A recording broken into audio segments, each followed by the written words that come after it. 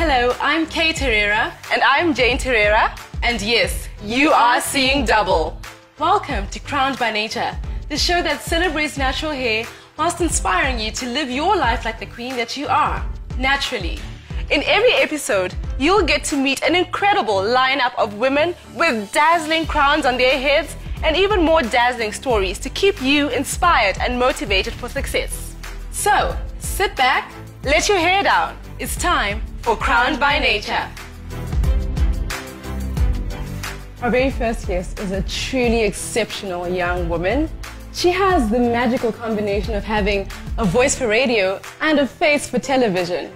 She is a media personality par excellence who boldly asks the hard questions on Capi Talk FM and on her own television show, Ruvheneko. She is, of course, the immensely talented Ruvheneko Parirenyatwa.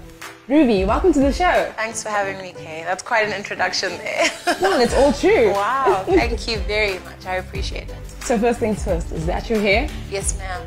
So can I touch it? Go for it.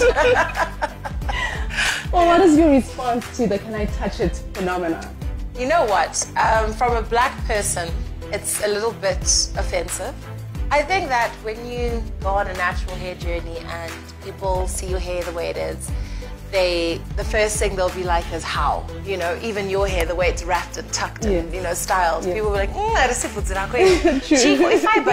You know, some people will even go to that extent. I'm like, that's really offensive. It's like me saying, are those your boobs? You know, like, sorry. And then can I touch them? You know what I mean? So I don't know. I think I understand it because it is such a fascinating thing for especially black Zimbabwean women to go natural and be able to take care of their hair and get it strong and healthy. So I can understand. Okay, Yeah.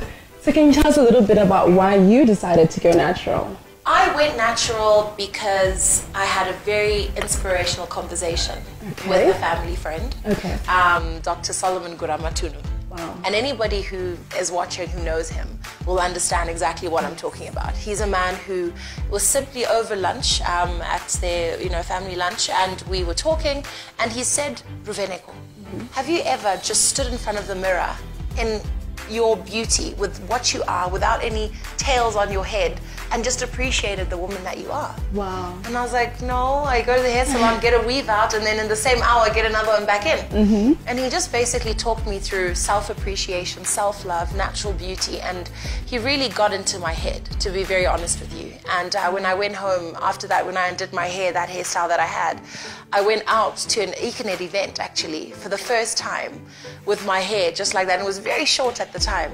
And I got so many compliments. People being like, wow, you know, you're rocking your natural hair. Oh, is this you, you know? And I just, after that, not that I swore I'd never put weaves in my hair, but I just decided to try it out. So it's been 4 years now. Wow, that's amazing. 4 years. And Dr. Guramatuni, what kind of a doctor is he? He's an eye doctor, believe it or not. Okay. He's one of the very few ophthalmologists we have in the country. I think he's the only one, if not, there's one or two. But he's not even a hair anything, but he it does make sense though. If he's an eye doctor, he helps people see better, and he helps you see how beautiful your natural hair is. Actually, there is some depth in that. You know, he opened my eyes. Yes. Yeah, no, definitely. So he was definitely key in that. And then I think also just influence. I've got one of my best friends is also keen on natural hair as well. She started transitioning, I think, a little while before me. And I thought she was crazy. So I think I just had it around me, and then a lot of supportive people that are on that journey, and it made it a bit easier. Wow, that's amazing. Yeah.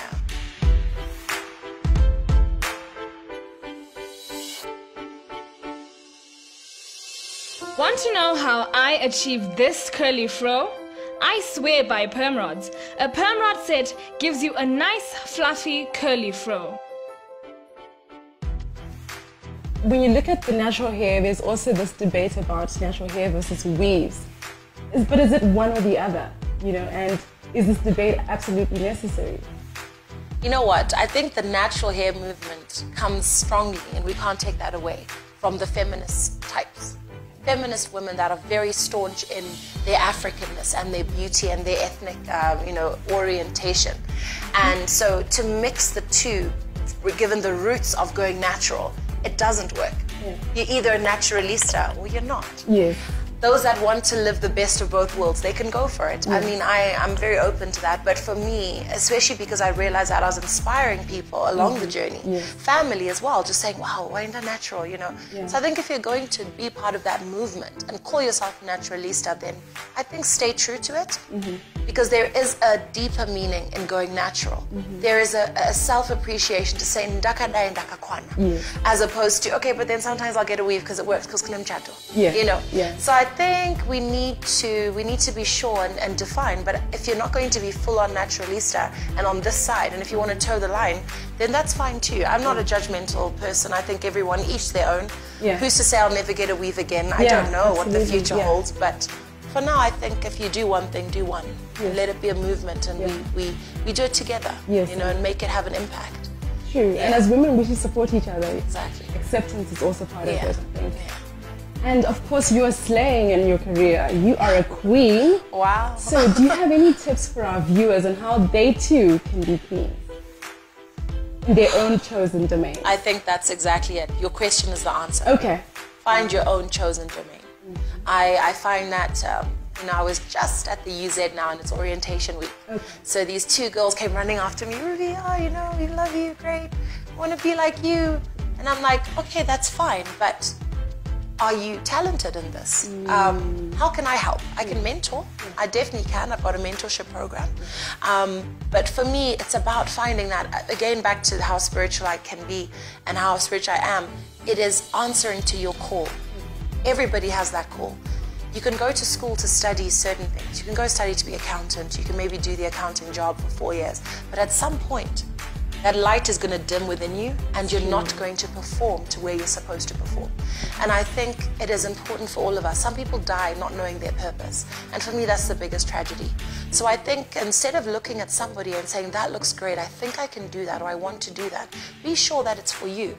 You know, before you waste your 10,000 hours doing something that's not part of what you're meant to do on this earth. That's true. You know, so I think there needs to be a lot more in terms of life skills training from a school level, ECD level, Jayo, from when you are in nursery school up until that, just self-discovery, to know where your talents really are, where your passions are, where your strengths are. So to anybody, you know, don't look at somebody and say, I want to be that. And if you do find it and you find mentors in that field, then that's great. Because you can't do it alone as well. Wow. Yeah, so.